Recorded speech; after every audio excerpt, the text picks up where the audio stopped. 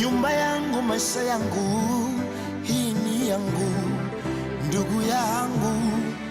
Oh, oh, oh, imejengwa kwa ubora, ni imara, inanipara.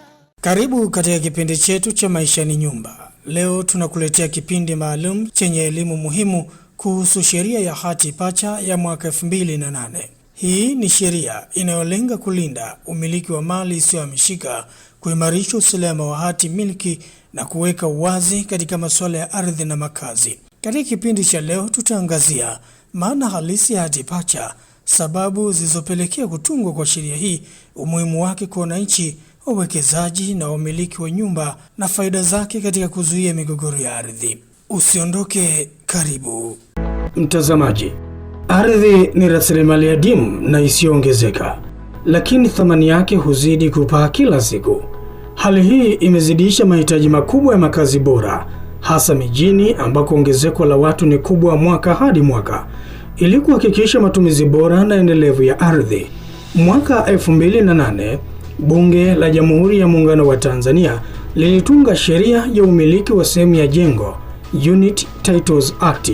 Sheria hii ni mapinduzi makubwa katika sekta ya ardhi na makazi, kwani inamruhusu Mtanzania kumiliki kisheria sehemu ya jengo, iwe ni nyumba ya chini, apartment au ofisi, kwa hati rasmi yenye hadhi sawa na hati miliki ya ardhi.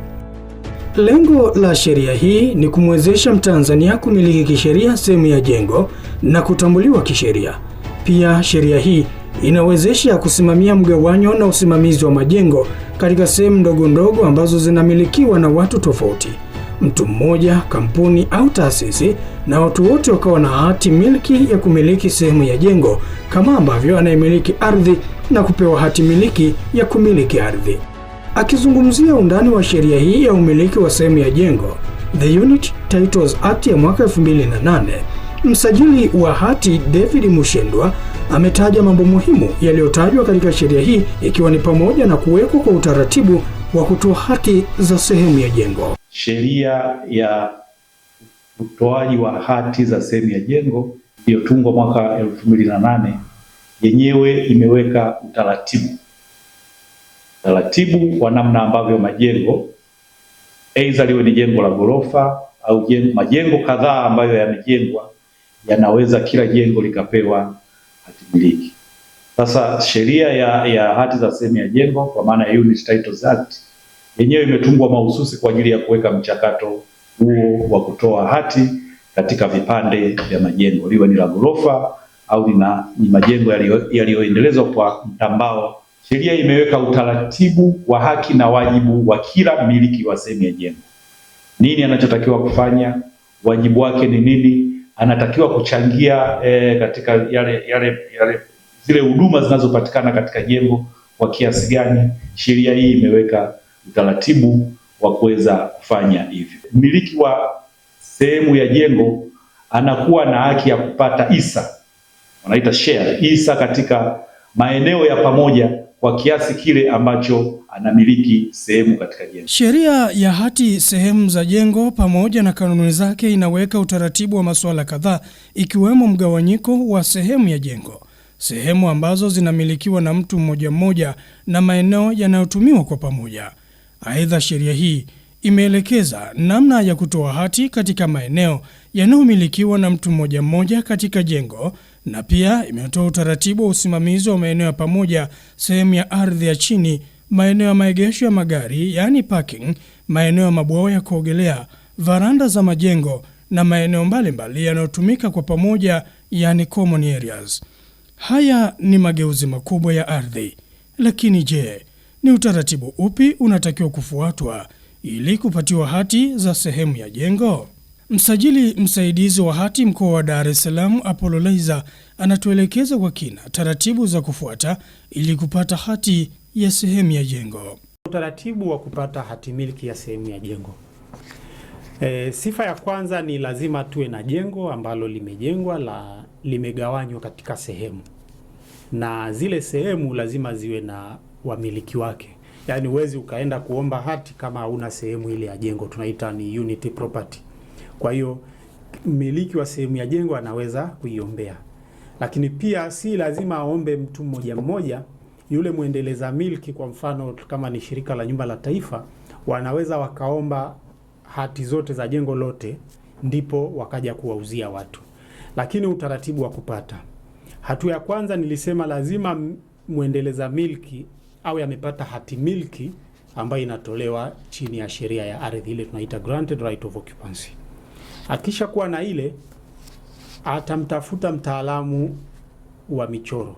Japokuwa tunajua kwamba jengo linapojengwa kuna ile michoro ya ujenzi, lakini kwa mujibu wa sheria hii ni lazima tena sasa mmiliki wa jengo amtafute architect, mtaalamu wa michoro, aweze kumwandalia michoro kwa kulingana na mgawanyo wa idadi ya sehemu anazotaka zigawanywe. Kwa hiyo yule mtaalamu ataandaa michoro ile, itawasilishwa kwa msajili wa hati kwa ajili ya kusajili. Na anapowasilisha michoro ile itaambatana na vitu vitatu. Cha kwanza ni cheti cha kuthibitisha kwamba jengo hilo lilitolewa hati miliki, na cheti hicho kinatolewa na ofisi ya mkurugenzi wa halmashauri husika au manispaa husika. Kwa nini manispaa? Tunasema ni manispaa au halmashauri kwa sababu wale ndio wanaosimamia masuala ya mipango miji na kutoa vibali vya ujenzi. Kwa hiyo lazima wathibitishe kwamba wametoa kibali cha ujenzi. Cheti cha pili kinatakiwa kitoke kwa mtaalamu wa upimaji au tunasema registered land surveyor, naye lazima athibitishe kwamba jengo linaloombewa hati ya sehemu ya jengo limejengwa ndani ya kiwanja kilichopimwa na hakijavuka mipaka ya kiwanja kile. Hii inasaidia kuepusha migogoro ya siku za usoni. Na cheti cha tatu ambacho inatakiwa kiambatishwe ni cha mtaalamu sasa wa michoro aliyeandaa michoro ile, kuthibitisha kwamba michoro yote inayotumika kuombea hati imeandaliwa na mtaalamu na vipimo vyote viko sahihi kama ilivyowasilishwa. Kwa hiyo mmiliki wa jengo atawasilisha maombi hayo kwa msajili wa hati pamoja na kupeleka maombi ya kuomba sasa kwamba michoro ile itambuliwe na isajiliwe. Kwa hiyo anaweza akawasilisha michoro ambayo inaonyesha kwamba jengo lake limegawanywa na ina sehemu labda 20 units. Kwa hiyo itasajiliwa, na michoro ile ikisha sajiliwa na kutambuliwa, hatua ya pili sasa ni kuomba kwamba isajiliwe na kutolewa hati miliki. Kwa hiyo ataomba kusajili kila sehemu ya jengo. Atapeleka maombi, tunaita application for registration of units and issuance of certificate of unit title, kwamba ataomba kila sehemu isajiliwe na kutolewa hati miliki. Kwa hiyo akishawasilisha maombi hayo, basi msajili atayafanyia kazi na atatoa hati miliki kwa kila sehemu ya jengo.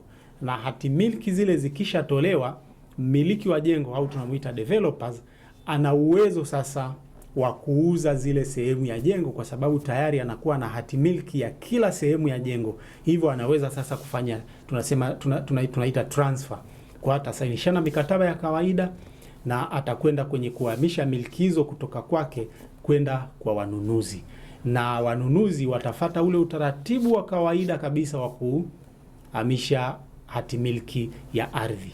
Na kwa mujibu wa sheria hii ya The Unit Titles Act kifungu cha 28 kinasema kwamba uhamisho wa milki inayomilikiwa kwa sheria ya sehemu ya jengo itafata utaratibu ule ule ambao unatumika kuhamisha ardhi ya kawaida. Kwa maana hiyo kutakuwa na mikataba, kutakuwa na taarifa ya uthamini, na watapeleka kwa kamishna wa ardhi au afisa ardhi mteule kupata kibali cha uhamisho. Na baada ya kupata kibali cha uhamisho, watakwenda TRA, mamlaka ya mapato, kwa ajili ya kupilipa kodi ya mapato. Kwa hiyo tunaita ni gain tax, capital gain tax. Na wakisha lipa ile, watakwenda kwa msajili wa hati kwa ajili ya kusajili na kubadilisha umiliki.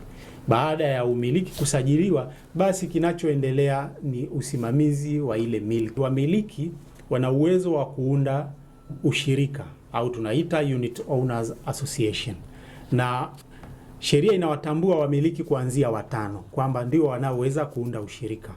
Sasa watu wengi wanauliza kwa nini 5?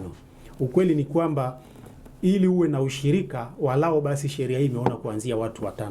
Uwezi ukawa na ushirika wa watu 2 au mtu mmoja. Kwa hiyo sheria imeweka kiwango cha chini cha wamiliki kwamba wawe kuanzia 5 wanaweza wakaunda ushirika.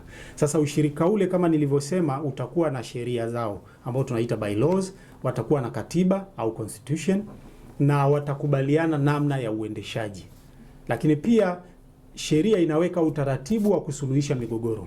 Kwa mfano, wamiliki ambao wanagoma kuchangia gharama za uendeshaji, kwa mfano gharama za usafi, ukarabati, kuchangia gharama za maji au kulipa kodi ya pango la ardhi, basi migogoro hiyo yote watapelekwa katika ushirika wao, watajadili ndani ya ushirika, na kama akikaidi, basi sheria inawaruhusu kwamba wanaweza wakaenda mahakamani, na kwa mujibu wa sheria hii makubaliano yote yaliyokubaliwa ndani ya ushirika na yakatungiwa sheria, yani bylaws, yanaweza yakapelekwa katika mahakama kuu au mahakama nyingine inayohusika na migogoro ya ardhi.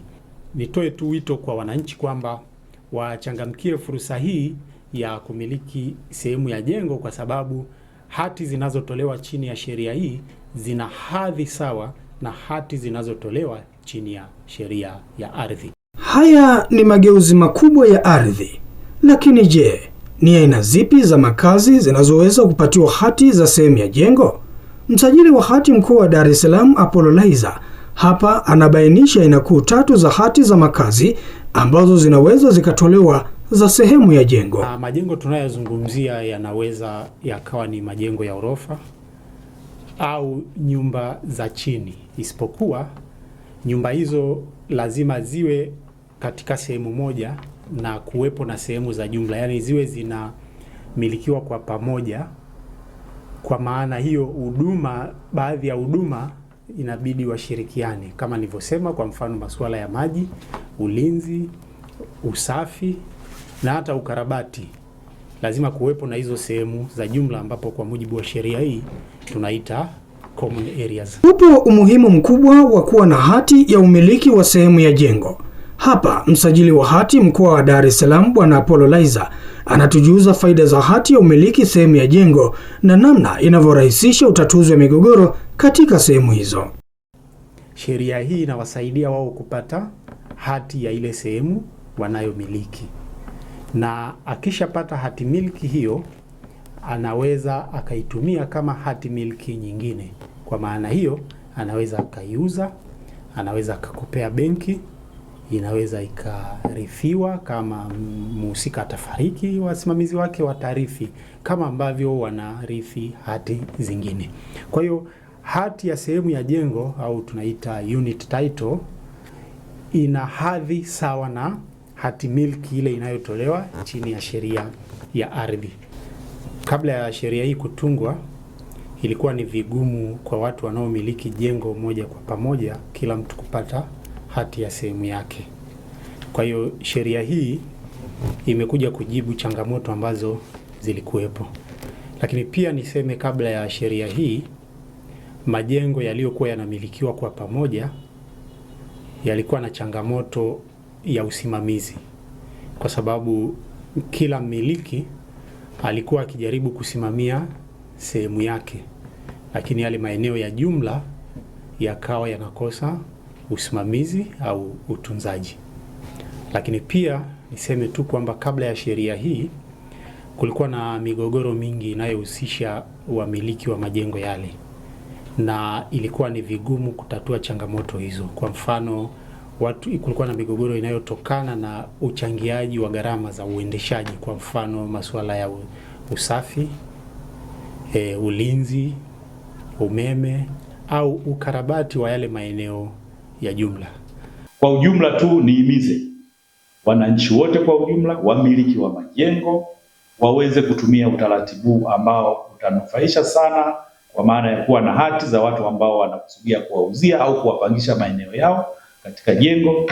Lakini utaratibu huu unarahisisha utatuzi wa migogoro pale inapojitokeza migogoro baina ya wamiliki, na imeweka utaratibu mzuri wa matumizi ya pamoja ya maeneo ya pamoja katika majengo ya aina mbalimbali. Utaratibu mzuri na umeanza kutumika kwa sana kwa sasa hivi unatumika kwenye taasisi zetu, mashirika ya umma, shirika la nyumba la taifa, watumishi housing wameanza kutumia utaratibu huu na wameona manufaa mengi sana. Kwa hiyo tunahimiza jamii yote kwa ujumla, kwa sababu utaratibu huu huhusu tu taasisi za serikali, lakini unatumika vile vile na pamoja na taasisi binafsi ambazo kazi yao ni kujenga majengo kwa ajili ya kuuza au kujenga majengo kwa ajili ya Shirika la Nyumba la Taifa NHC ni wadau muhimu na wanufaika wakubwa wa sheria hii ya Unique Titles Act ya mwaka 2008, yaani hati pacha.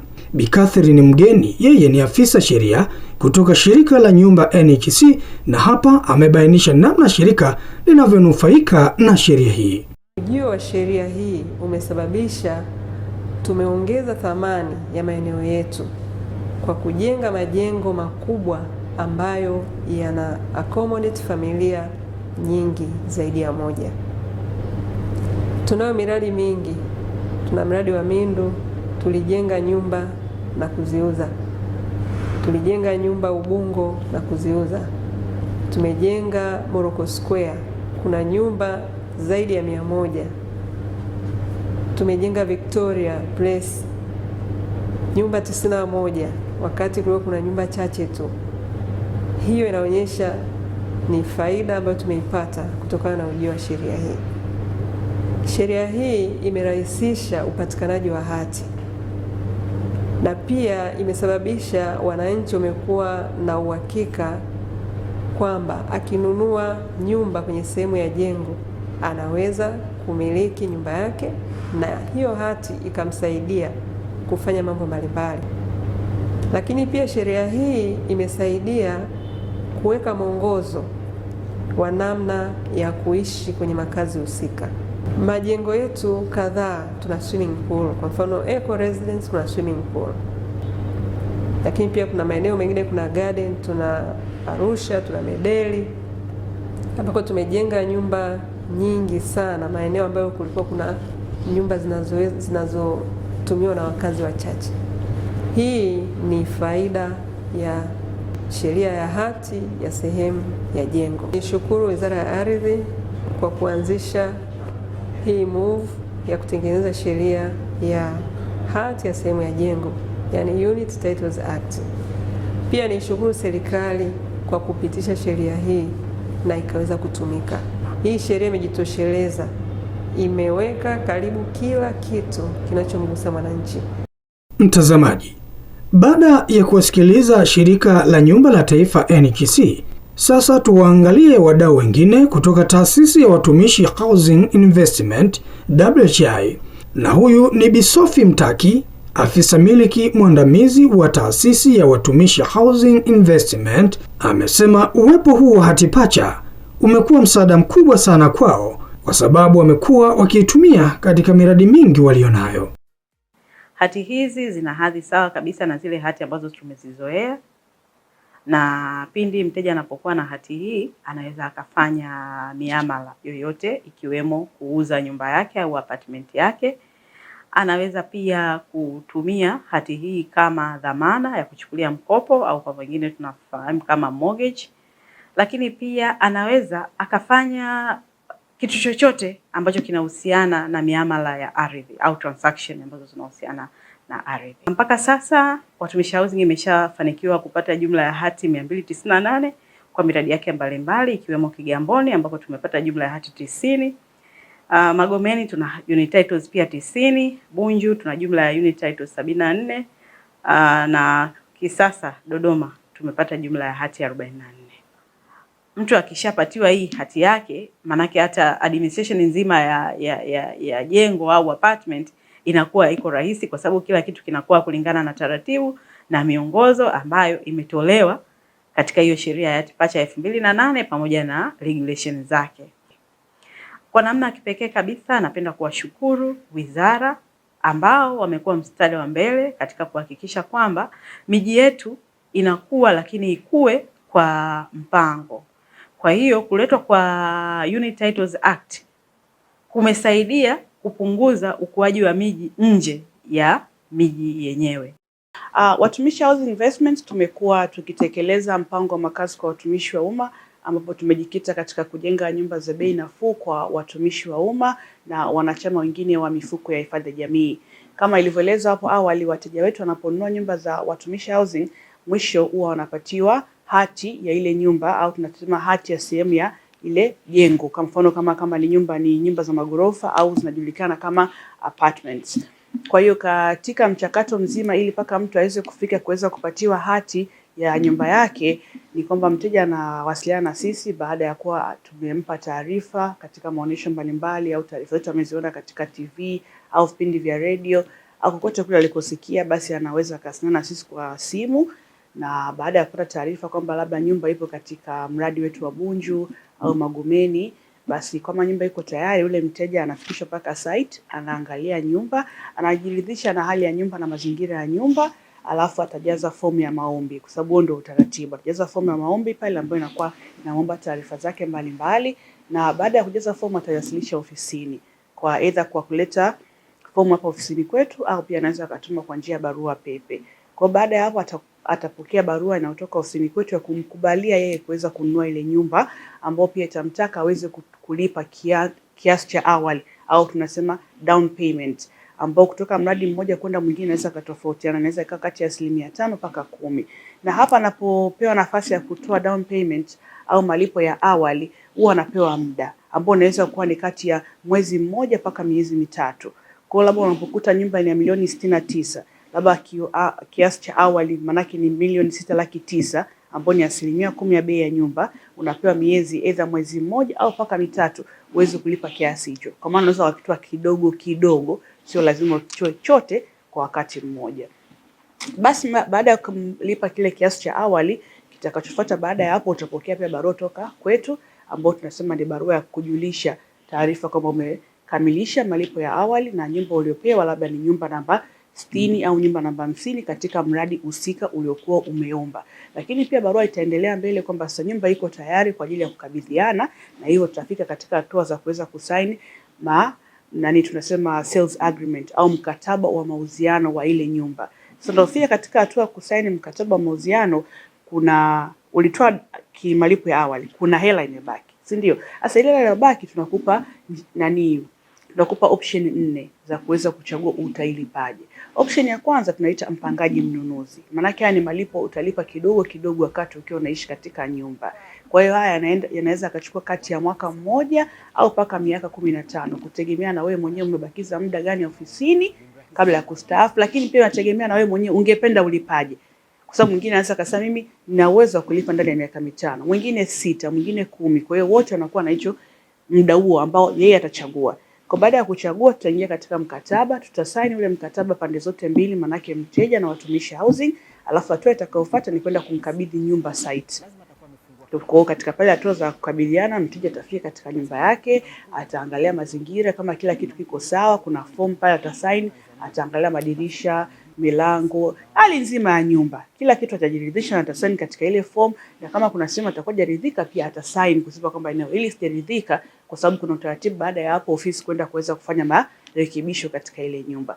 Kwa mteja kisaini atakabidhiwa funguo yake, na Mungu mwema unakuwa tayari una nyumba yako. Tunakuita baba mwenye nyumba au mama mwenye nyumba. Kwa tayari una nyumba yako. Kinachofuata baada ya hapo ni kwamba ule muda uliochagua kukamilisha malipo, kama utakamilisha malipo baada ya miaka 5, kitakachofuata sasa hapo ni wewe kukabidhiwa hati yako ya nyumba au hati ya sehemu ya jengo ya nyumba kama nyumba ni gorofa. Kwa hiyo ndio hatua ambayo mteja anachukua kukamilisha kuweza kupewa hati. Lakini hapa tumezungumza njia ya malipo, tumesema ni mpangaji mnunuzi. Maana yake ni malipo ya muda mrefu na mteja anakuwa analipa kidogo kidogo akiwa anaishi kwenye nyumba. Huyu ni Gaudensia Chale, yeye amefanikiwa kumiliki nyumba yake kutokana na ujio wa sheria hii ya Unit Titles Act ya mwaka 2008. Sheria ikija na manufaa lukuki kwa wawekezaji na wananchi. Mimi ni mnufaika wa nyumba za watumishi housing zilizoko Kigamboni. Namshukuru Mungu kwa mradi huu umeniwezesha kumiliki nyumba yangu bila usumbufu wowote na hatimaye kukabidhiwa hati. Kwa ujumla, sheria ya umiliki wa sehemu ya jengo Unit Titles Act ya mwaka 2008 ni nyenzo muhimu ya kuhakikisha wananchi wanamiliki makazi bora kisheria, wakitumia ardhi kidogo kwa tija kubwa zaidi.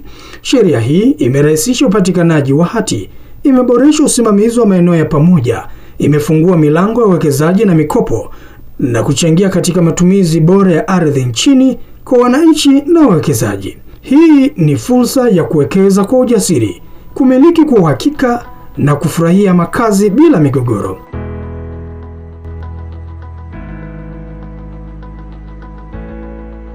Hadi kufikia hapa, tunaamini mtazamaji umejifunza kuhusu sheria ya hati pacha ya mwaka 2008 na namna inavyotoa fursa ya umiliki wa sehemu ya jengo na inavyoimarisha uwazi katika masuala ya ardhi. Asante kwa kuwa nasi katika kipindi cha Maisha ni Nyumba. Endelea kutufuatilia kwa vipindi vingine vinavyofuata. Mpaka wakati mwingine, kumbuka, maisha ni nyumba. Nyumba yangu, maisha yangu, hii ni yangu, ndugu yangu, imejengwa kwa ubora.